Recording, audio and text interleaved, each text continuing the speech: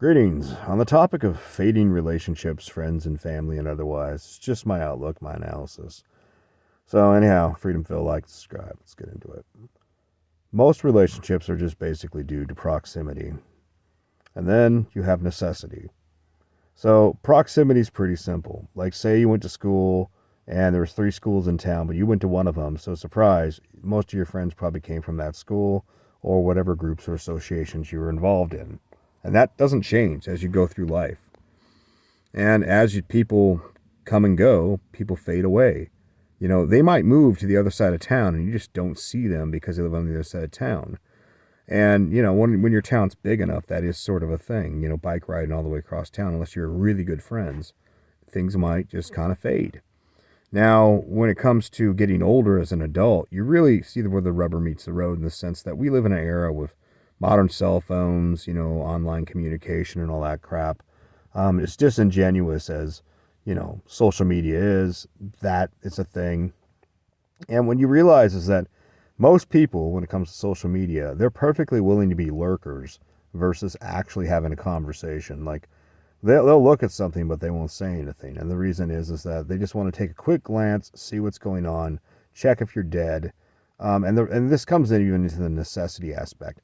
How most people, their relationships with anything are because they need something. For instance, you go to the grocery store because you need food. You need food, so you go to the grocery store. Do you give a shit about the grocery store? No, you want the food that's inside. And once you get what you need, you move on. Now, when you say that about a lot of friends and family, you'll actually see how that's tested in the sense that once there's really nothing to gain from the interaction, like other than, communication, maybe some emotional crap, are they making that effort? Like when they're out doing something, like they traveled or did something, are they going and telling you about this? Are they saying, hey, let me show you these pictures and all that? No, because they really don't see any reason to show you these things. Some people will say, well, I put it online. If people want to see, they can look at it there.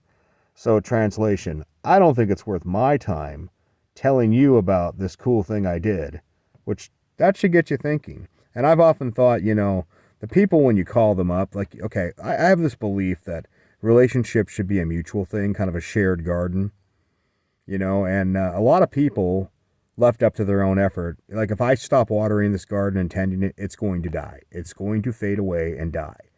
Now, what's funny about that is that you've made your effort, you've put it in, but then they'll come back and be like, well, you haven't called me in a long time, so the garden is dead.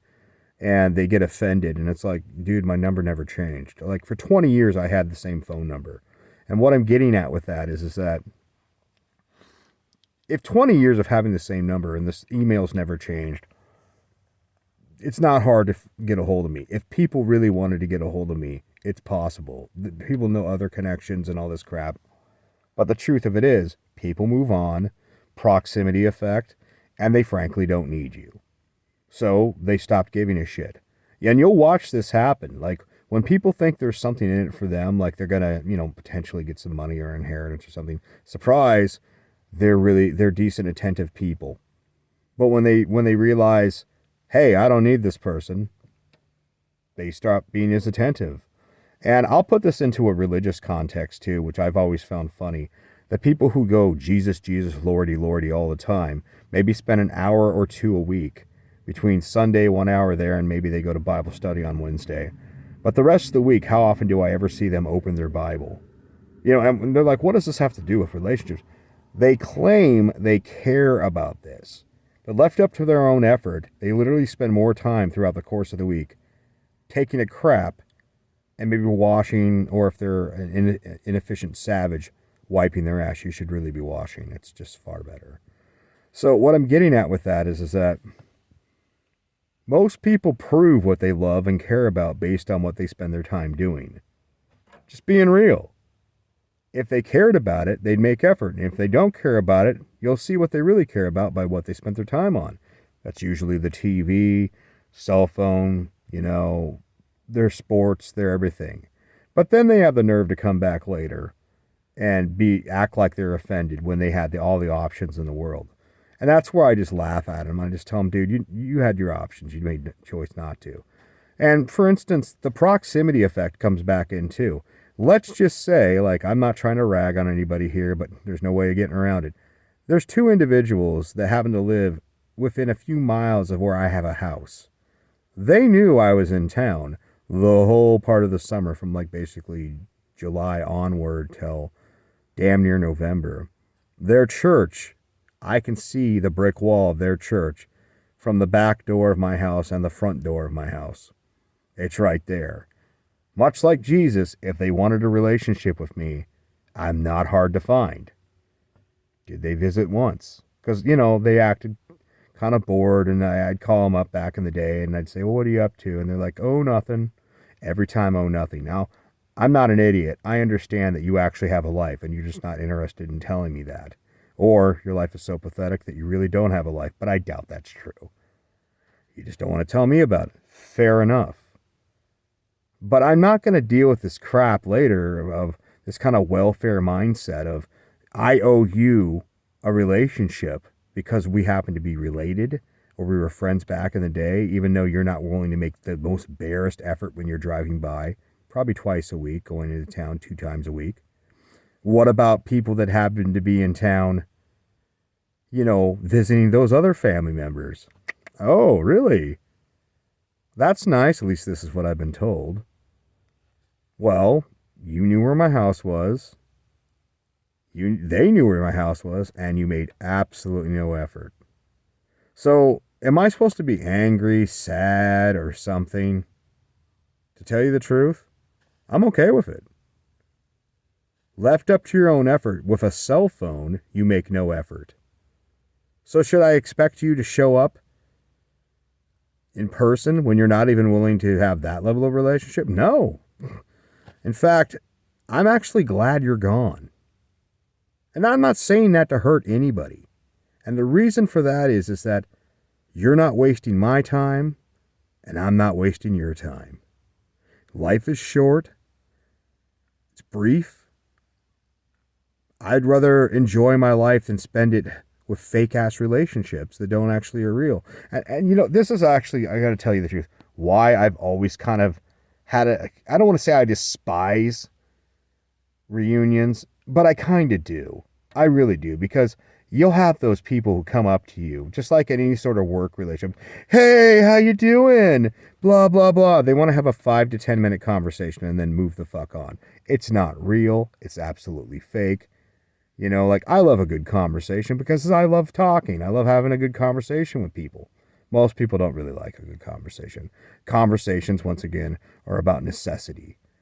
What am I getting out of this? What am I getting out of this? Like me, more, more, more. That's how most people are. I just love diving into the intellectual I just love it. Love thinking, love other ideas. I love just taking things in and then testing ideas. That's not most people. So most people's conversation, I can refer to these people as party friends, which in truth, most people are friends that I would classify now as acquaintances. And the reason I refer to them as party friends is because I'll see them at the party. It'll be about a 5 to 10 minute conversation. Maybe we'll get together later to have some fun. And after that, there's no expectation that I'm going to help them do anything, or I'm not going to show up to help them move or anything else. I'm not going to loan them money or anything like that.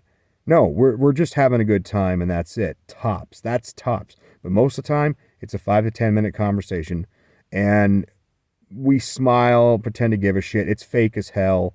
I fucking hate it, by the way.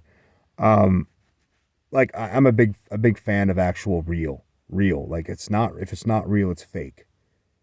That's what it is for me.